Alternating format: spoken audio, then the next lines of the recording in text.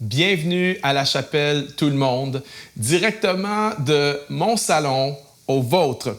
On a transformé le salon de la famille Potier en studio de télé et j'ai mon équipe technique avec moi qui est présentement, qui est ma femme et mes enfants. On vous souhaite la bienvenue spécialement à vous qui n'allez pas à l'église habituellement, mais qui se joignent à nous aujourd'hui pour l'église en ligne. On croit que ce n'est pas un hasard que tu es là. On croit que Dieu a un plan à travers ça. Et notre prière, c'est que ce message va être une source d'encouragement pour toi. Et notre prière, c'est que Dieu va se rendre jusqu'à ton cœur aujourd'hui. Le titre de mon message, c'est « Ensemble dans la tempête ». On va regarder à une histoire dans les évangiles à propos d'une tempête, dans Marc, chapitre 6, verset 45. Aussitôt après, il obligea ses disciples à monter dans la barque et à passer avant lui de l'autre côté, vers Bethsaïda, pendant que lui-même renverrait la foule. Quand il l'eut renvoyé, il s'en alla sur la montagne pour prier. Le soir étant venu, la barque était au milieu de la mer et Jésus était seul à terre. Il vit qu'ils avaient beaucoup de peine à ramer, car le vent leur était contraire. À la 4e veille de la nuit, il alla vers eux, marchant sur la mer, et il voulait les dépasser. Mais quand ils le virent marcher sur la mer, ils crurent que c'était un fantôme, et ils poussèrent des cris, car ils le voyaient tous, et ils étaient troublés. Aussitôt, Jésus leur parla et leur dit, « Rassurez-vous, c'est moi, n'ayez pas peur. » Puis, il monta vers eux, dans la barque, et le vent cessa. Ils furent en eux-mêmes tous stupéfaits et remplis d'étonnement. Lorsqu'on lit les évangiles, on se rend compte qu'il y a beaucoup de récits de tempêtes. Même lorsqu'on lit la Bible, il y a plusieurs histoires de tempêtes. Et ça soulève la question, pourquoi la Bible accorde tant d'importance à des histoires de tempêtes? La réponse, c'est parce que ces histoires sont en fait notre histoire. On traverse tous des tempêtes. La vie, c'est comme un voyage en mer. Et parfois, la mer est calme, le soleil brille, mais d'autres fois, la mer est agitée et le ciel est sombre et on se retrouve au milieu d'une tempête. Il y a beaucoup de sortes de tempêtes dans la vie. Tempêtes financières, physiques, émotionnelles, relationnelles, spirituelles même. En ce moment, certains traversent une tempête due à la cause du COVID-19, perte d'emploi, confinement, solitude, maladie, deuil, anxiété pour certains. Cette semaine, on a fait des centaines d'appels téléphoniques à l'Église. Et une des choses qu'on se rend compte, c'est qu'il y a plein de gens qui traversent une tempête qui n'a aucun rapport avec le COVID-19. Parce que la réalité, c'est qu'on traverse tous des tempêtes. Puis une des tendances qu'on a lorsqu'on traverse une tempête, nous traversons une tempête, c'est de magnifier notre tempête, de dire c'est trop difficile, j'y arriverai pas, ça changera jamais. Et étant conscient de cela dans la nature humaine, nous, à la chapelle, on a un énoncé de culture qui dit « impossible n'est pas dans notre vocabulaire ». On a pris la décision, on a décidé qu'on n'allait pas être nos propres prophètes de malheur, qu'on n'allait pas magnifier nos tempêtes. Mais on a aussi une autre tendance. Lorsque d'autres traversent des tempêtes, on a tendance à minimiser leurs tempêtes à eux. On a tendance à dire « ben là, c'est pas si pire que ça. Si moi, je traverserais ça, je serais plus fort que lui. » J'aimerais dire à chacun d'entre nous en ce moment, attention à ne pas juger les tempêtes des autres. Si on était ensemble physiquement, je vous dirais à ce moment-ci, regarde quelqu'un à côté de toi et dis-lui ceci, ne juge pas de ma tempête. Alors, tu peux aller en ligne présentement et commente et dis à quelqu'un, juge pas de ma tempête. Ne juge pas de ma tempête. On a tendance à magnifier nos tempêtes. On a tendance à minimiser les tempêtes des autres. Et on a la tendance, les êtres humains, à interpréter la présence de la tempête dans nos vies comme étant l'absence de Dieu. Quand on vit une tempête, on se dit « mais il est où Dieu? » Job, un des plus grands hommes de Dieu de toute l'histoire, alors qu'il traversait une tempête, a dit ceci, « J'ai regardé et je n'ai pas vu Dieu. Je l'ai cherché à l'est, à l'ouest, au nord et au sud, et je ne l'ai pas trouvé. » Où est Dieu dans la tempête? On a tendance à croire que si Dieu était avec nous, il n'y en aurait pas de tempête. On a tendance à croire que si Dieu était vraiment avec nous, tout serait facile. Si Dieu est vraiment avec moi, pourquoi mon frère est dans le coma à l'hôpital? Si Dieu est vraiment avec moi, pourquoi ma mère est décédée? Job a dit, j'ai cherché Dieu dans la tempête, puis je ne l'ai pas vu. Mais la réalité, c'est que lorsqu'on traverse des tempêtes, on ne peut pas voir avec nos sens naturels. Dans la tempête, il faut regarder avec un sixième sens, qui est celui de la foi. L'apôtre Paul a dit dans 2 Corinthiens 4, « Nous marchons par la foi et non par la vue. » Et à plusieurs reprises, encore et encore, dans sa parole, Dieu nous promet ceci, « Je serai avec toi. » Dans Isaïe 43, verset 2, « Si tu traverses les eaux, je serai avec toi. » C'est une promesse de Dieu. Isaïe 41, 10, « Ne crains rien car je suis avec toi. » C'est des promesses. Maintenant, laissez-moi vous dire quelque chose sur les promesses de Dieu. On ne promet pas des choses qui sont évidentes. J'ai jamais eu besoin de promettre à ma femme ceci. « Chérie, je te promets, je ne serai jamais un Asiatique. » J'ai pas besoin de promettre ça à ma femme. Pourquoi? Parce que c'est évident, je ne suis pas asiatique et je ne serai jamais asiatique. On ne promet pas des choses qui sont évidentes. On fait des promesses sur des choses que les gens pourraient se mettre à douter. Et Dieu a promis, je serai avec vous. Pourquoi il l'a promis? Parce que dans les moments de tempête, sa présence n'est pas toujours évidente. Alors, si tu ne sens pas Dieu dans ta tempête, si tu ne files pas Dieu, si tu ne vois pas Dieu, j'aimerais te dire ceci, tu n'es pas seul. Et c'est le moment de faire confiance au Dieu auquel tu crois et non à ce que tu vois autour de toi. C'est le moment de marcher par la foi et non par la vue. N'interprète pas la présence de la tempête comme étant l'absence de Dieu. Plusieurs en ce moment se posent la question, OK, mais pourquoi Dieu veut cette tempête-là? J'aimerais dire, je ne crois pas personnellement, c'est mon opinion personnelle, mais je ne crois pas que Dieu est en train de causer cette tempête en ce moment. Dans Romains chapitre 8, l'apôtre Paul nous enseigne qu'on vit dans un monde qui est fracturé, qui est brisé par le péché, et que lorsque le péché est entré dans le monde, les êtres humains ont été brisés, mais la création aussi. L'apôtre Paul dit que la création a été soumise à la vanité et que la création soupire après le jour où elle va être rétablie dans sa splendeur d'avant. Je ne crois pas que Dieu est celui qui voulait ce virus. Je ne crois pas que Dieu est celui qui voulait cette crise. Par contre, je crois que Dieu permet ces moments-là parce qu'il a des buts qui sont plus grands.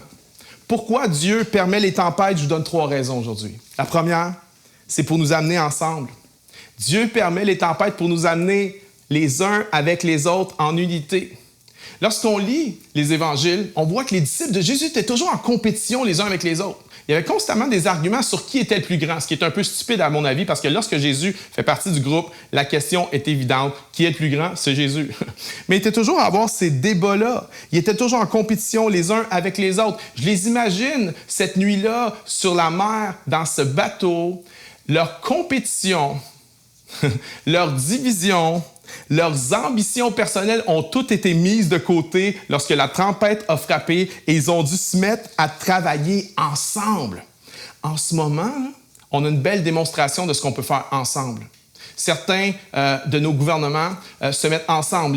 L'opposition se met ensemble. On travaille ensemble en ce moment. Et je crois que Dieu veut faire la même chose avec son Église. Dieu veut que son Église soit ensemble. Pendant trop longtemps, les églises ramaient dans des directions différentes sans se rendre compte qu'en fait, on est dans le même bateau. Peut-être que ça prenait une tempête pour nous faire ramer ensemble. Le psaume 133, verset 1 dit ceci. « Voici, oh! » Le psalmiste est tellement excité, il s'arrête, puis c'est une exclamation. « Voici, oh! Qu'il est agréable et qu'il est doux pour des frères de demeurer ensemble. » C'est là que l'Éternel envoie la bénédiction, la vie pour l'éternité. Lorsque son peuple est ensemble, Dieu ordonne, Dieu commande à la bénédiction d'être avec nous. Je crois que Dieu veut qu'on soit unis ensemble. Et il y a des leçons que nous, les êtres humains, on a de la difficulté à apprendre. Mais il y a des leçons qui nous sont données dans la création. Par exemple, ma fille, son animal préféré, c'est les manchots. Et ça m'a amené à faire plein de recherches sur ces animaux-là. Savez-vous que les manchots peuvent supporter des températures de jusqu'à moins 40 degrés Celsius, des vents de 150 km/h et ils n'ont aucun moyen de se mettre à l'abri du froid. Mais les manchots ont appris quelque chose. Ils se groupent ensemble. Ils vont s'attrouper ensemble jusqu'à 5 et 6 000 animaux ensemble. Et la température extérieure qui est à moins 40 degrés au centre du groupe est à 21 plus 21 degrés. Ces animaux-là ont compris que pour survivre, ils doivent être ensemble. Maintenant, imaginez qu'il y a un manchot qui décide qu'il n'a pas besoin des autres. Imaginez qu'il dit « Non, moi, je n'ai pas besoin du groupe. » Ce manchot-là va rapidement se retrouver au ciel avec Jésus. Parce qu'ils ont compris que pour survivre, ils doivent être ensemble. Autre exemple, les séquoias. Les séquoias sont les plus grands arbres du monde, jusqu'à 350 pieds, 100 mètres de hauteur. Et certains d'entre eux sont âgés de plus de 2000 ans. Pouvez-vous imaginer, en 2000 ans, combien de tempêtes ces arbres-là ont traversé et sont encore debout? Mais un fait intéressant sur les séquoias, c'est que même s'ils mesurent plus de 100 mètres, leurs racines vont à une profondeur seulement de 2 à 4 mètres. Comment des arbres si hauts peuvent rester debout avec des racines si peu profondes? C'est parce que les séquoias sont spéciaux. Leurs racines grandissent vers les côtés. Leurs racines grandissent vers les autres arbres. Et les racines de l'arbre viennent s'enchevêtrer les uns avec les autres. Et lorsque la tempête souffle contre un de ces arbres, cet arbre ne dépend pas seulement de ses racines pour rester debout, il dépend aussi des racines des autres. Lorsque la tempête souffle sur ces arbres, sur un arbre, elle ne souffle pas contre un arbre. Elle souffle en fait contre une forêt entière. Combien de fois dans ma vie, je n'étais pas capable de prier? Combien de fois dans ma vie, j'ai eu l'impression que j'allais être déraciné? Et c'est la prière des autres et c'est le soutien des autres qui m'a gardé debout. J'aimerais dire à quelqu'un présentement qui est à travers la tempête, l'Église est là pour toi. Ne reste pas seul. Peut-être que tu as quitté l'Église, peut-être que tu n'es jamais venu à l'Église, peut-être que tu as été blessé de l'Église, mais j'aimerais dire, joins-toi à nous parce que tes défis, c'est les nôtres. Tes difficultés, c'est nos difficultés. Tes larmes, c'est nos larmes. Ta tempête, c'est notre tempête et on va traverser ça ensemble parce qu'aucun de nous n'est plus fort que nous tous ensemble. Ensemble, l'Église avec un petit E. Ensemble, l'Église avec un grand E. Je veux vous donner un update du mouvement Ensemble qu'on a lancé la semaine dernière. Ce cri de ralliement pour toutes les églises qui le veulent, de dire ça, c'est notre bannière, c'est notre cri pour toute la crise. Il y a maintenant 46 églises du Québec, de la France, de la Suisse, de la Belgique, même de la Nouvelle-Calédonie qui ont décidé de suivre ce mouvement-là. Et certaines d'entre elles, pas tous, celles qui le veulent, ont décidé de faire un culte en commun à Pâques, d'organiser une journée de jeûne et prière en commun parce que Dieu veut qu'on soit ensemble. Cette semaine, j'ai lu une citation du brillant auteur C.S. Lewis, qui en 1942 a écrit ceci, et j'ai été frappé. Lewis a imaginé une discussion entre Satan et Jésus. Et Satan dit ceci, « Je vais causer de l'anxiété et de la panique. Je vais faire fermer leurs entreprises, écoles, lieux de culte et leurs événements sportifs. Je vais causer un tumulte économique. » Mais Jésus répond, « Je vais amener ensemble les voisins, restaurer les familles. Je vais ramener les soupers autour de la table de cuisine. Je vais aider les gens à ralentir leur vie et à apprécier ce qui compte vraiment. Je vais enseigner à mes enfants à compter sur moi et pas sur le monde. Je vais enseigner à mes enfants à se confier en moi et pas dans leur argent et dans leurs ressources matérielles. » Lorsque j'ai lu cela, je pleurais. Je me suis dit, ce gars-là est un prophète en 1942 pour annoncer ce qu'on vit aujourd'hui. Dieu permet la crise pour que l'Église soit ensemble, pour que la communauté soit ensemble. Et on s'est mobilisé cette semaine. Et je veux remercier tout le monde de la chapelle qui ont participé, même des gens qui ne sont pas de la chapelle qui ont participé à nous aider avec J'aime Montréal. Vous avez répondu à l'appel de la générosité et on a commencé à mettre en place une banque alimentaire. On a fait ça juste rapidement en une semaine et je veux que vous puissiez regarder une courte vidéo de recap de ce qui a été fait cette semaine. On regarde ça ensemble.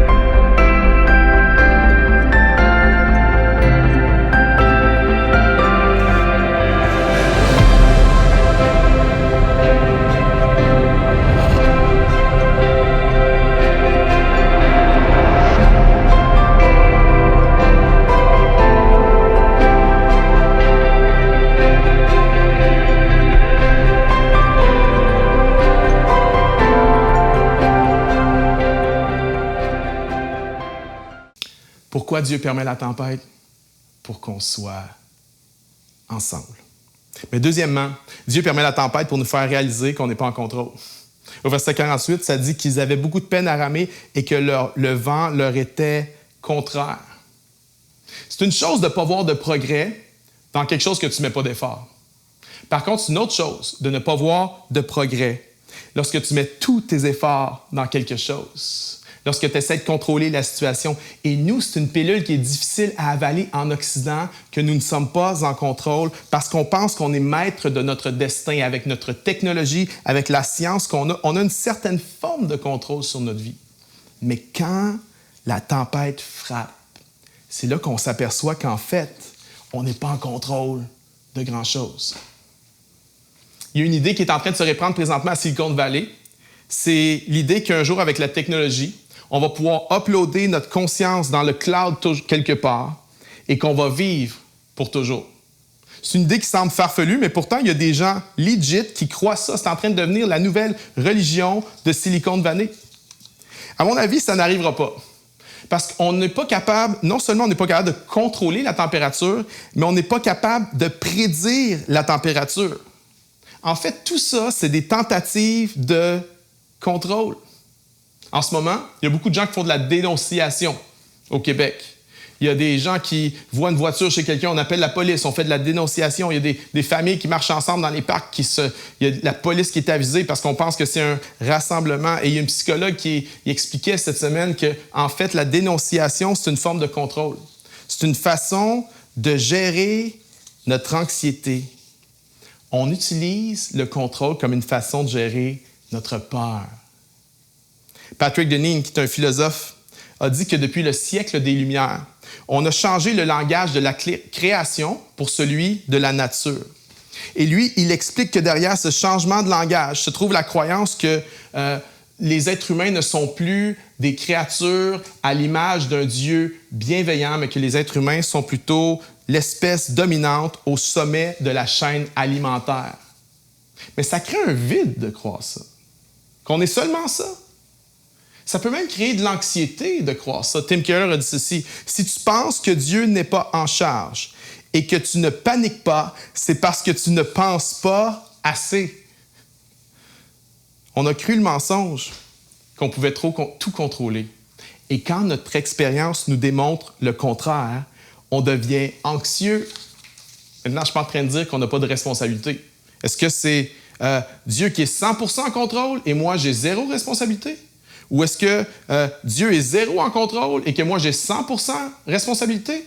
Ou est-ce que c'est 50-50? J'aimerais vous dire ceci. En fait, c'est 100-100. J'ai 100% responsabilité. Et Dieu est 100% au contrôle.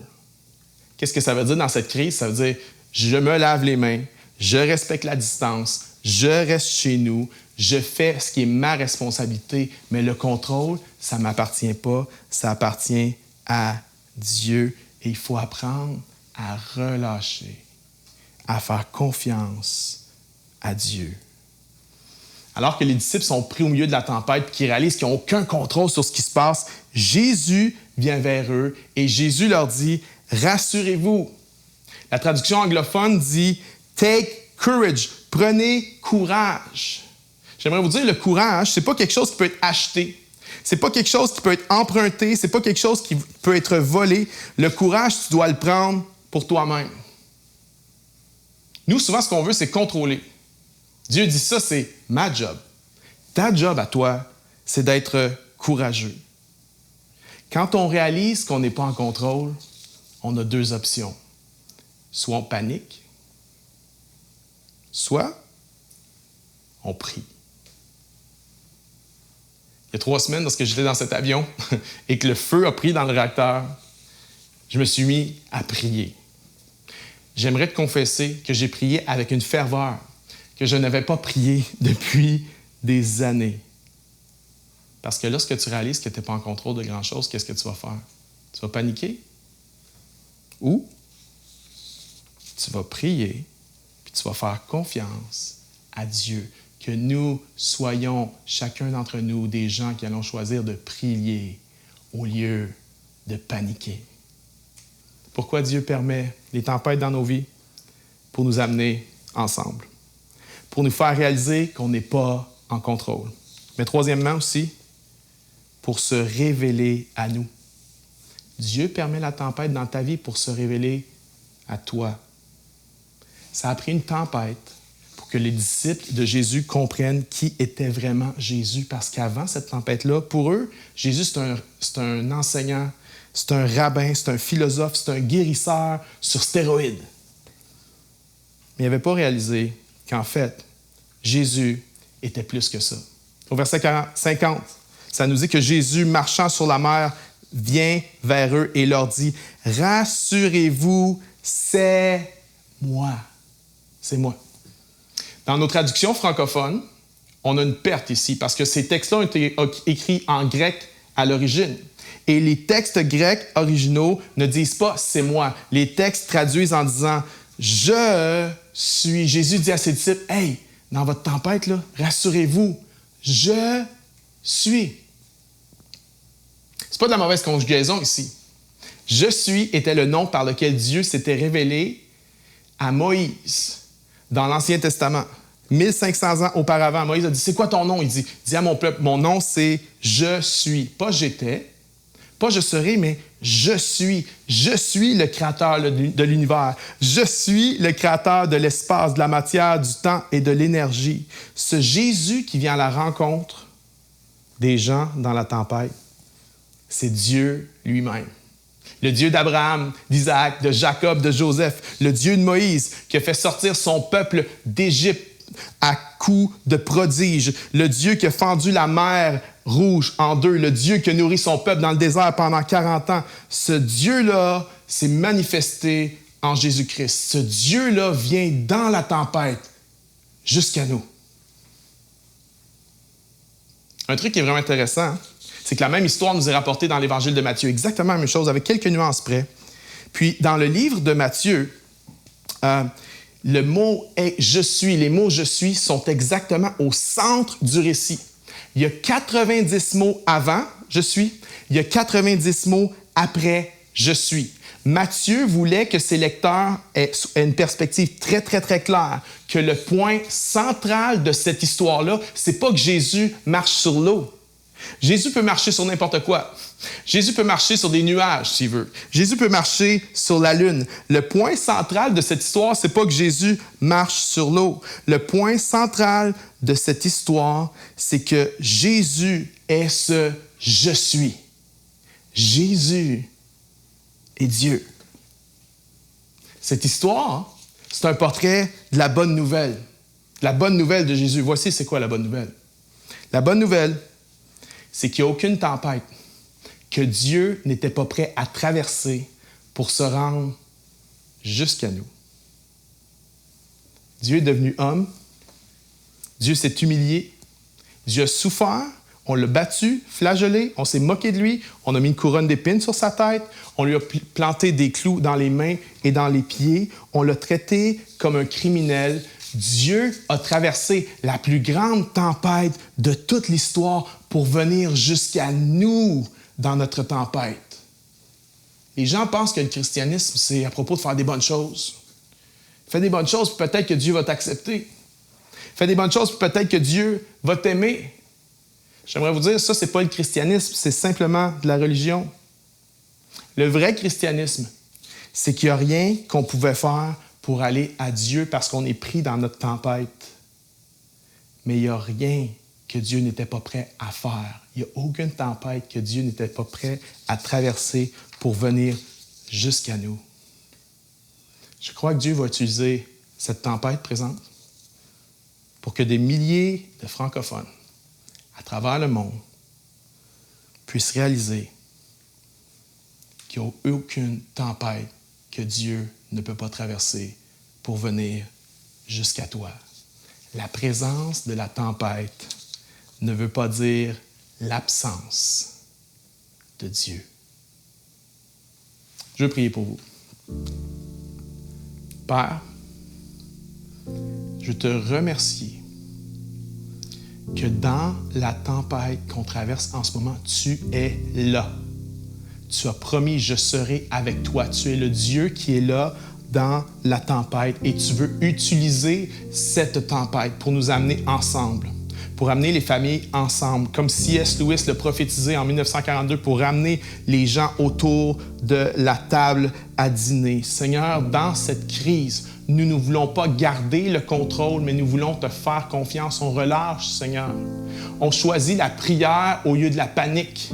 On choisit de te faire confiance et merci qu'à travers cette crise, tu viens te révéler à nous.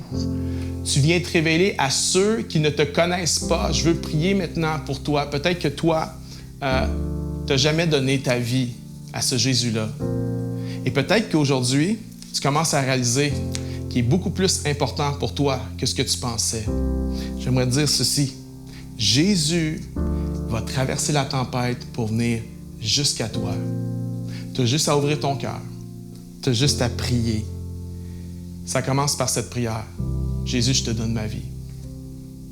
Jésus, je te donne ma vie. C'est le début d'une vie complètement différente avec Jésus. Il y a des gens qui sont seuls dans la tempête, mais il y en a d'autres qui savent que leur Dieu est avec eux dans la tempête et que leur Dieu va les conduire de l'autre côté en sécurité. Je dis Amen. Je vous aime. Maintenant, répondons à ce message en chantant et en adorant le Seigneur.